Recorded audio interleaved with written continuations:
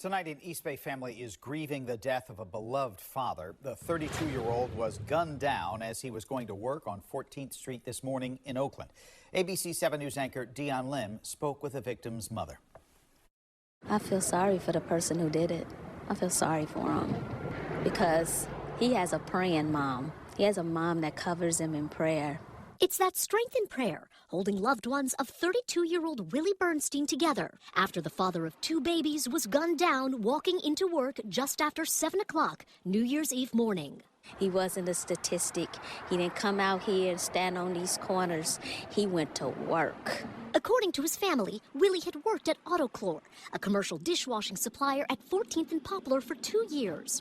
We counted at least 26 shell casings littering the pavement outside. Relatives from Richmond who gathered at the scene remembered his life. He was a light. Everybody loved him. Everybody loved him.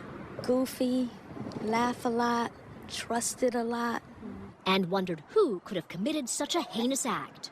I have no idea. Oakland police have released few details, but multiple sources tell me this appears to be a targeted attack and that the suspect vehicle fled the scene. Willie's mother pointed to security cameras in the area, determined they'll help lead to her son's killer. I'm going to say this, and I'm going to say it on national television. Vengeance is mine, said the Lord. Vengeance is mine, said the Lord.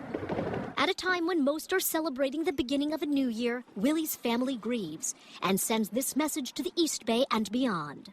And I thank God I had him for 32 years.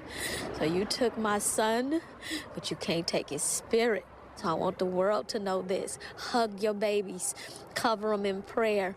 Talk to your sons. Tell them the damage that they're doing to their own race. Stop. Stop. Police ask anyone with information that could lead to an arrest to please come forward. In Oakland, Dion Lim, ABC 7 News. AMR 118 route. AMR 118 copy. Your patient will be at 600 Harrison Street, a 35-year-old male with a laceration to his head. Alternating route 600 Harrison. 600 Harrison, copy. Thank you. Thank you. Across the window, school 3 diabetic, Kendall Beaver, swing truck A3. Truck 8, go ahead. Yeah, actually, we gotta talk to the chief. We're gonna stay here at the shooting at 511 Message. and assist. So put us back on this call. On scene. Copy on scene. Last call, medic 574, 574 responding as a second medic. Code 3 on this gunshot wound 511 Harrison, control channels 1, for RC1's request. Default truck 8, we're gonna accompany the ambulance. General. They have a member under the ambulance. Truck 8, message received. As you can see, two siblings lost their lives a year apart, and that alone is something no family is ever truly prepared for. First and foremost, we want to extend our deepest condolences to the friends, loved ones, and everyone affected by this tragedy. Situations like this send shockwaves far beyond the immediate family. They ripple through communities, friendships, and entire support systems, leaving behind unanswered questions, grief, and pain that words can't fully capture. Losing one child is already a life-altering experience for a parent. But losing two children, especially within such a short span of time, is a level of trauma that most people can't even imagine. For a mother, this isn't just grief. It's compounded loss. She's not only mourning the absence of her children, but she's also reliving the pain of the first loss all over again. Every memory, every anniversary, every quiet moment becomes heavier. The healing she may have slowly started to build is shattered, forcing her back into a space of raw, overwhelming sorrow. A mother in this position is likely battling guilt even when it's not deserved. Questions like, what could I have done differently? Was there something I missed? Or why couldn't I protect them? Can haunt her daily.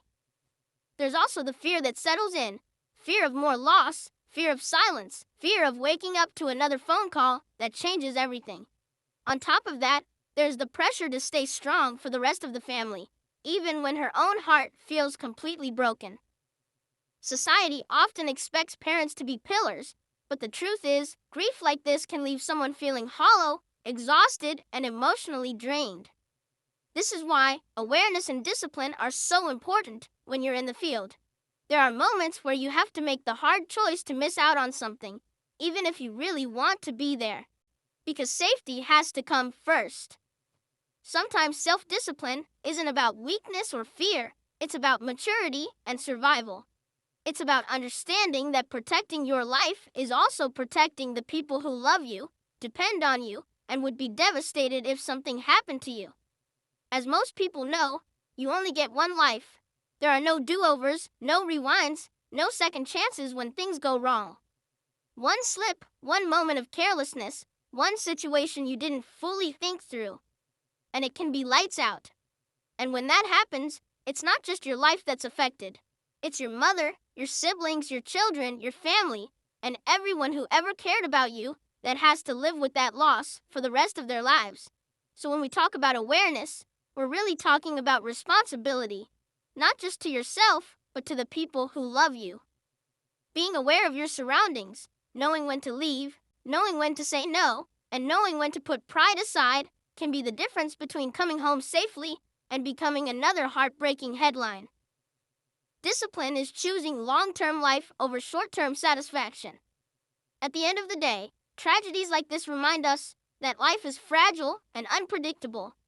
They remind us that our actions don't exist in a vacuum and that every decision we make carries weight. For that mother, the pain doesn't end. It becomes something she has to carry every single day. If there's any lesson to take from this, it's to move smarter, value your life, and understand that sometimes the strongest move you can make is walking away so you can live to see another day.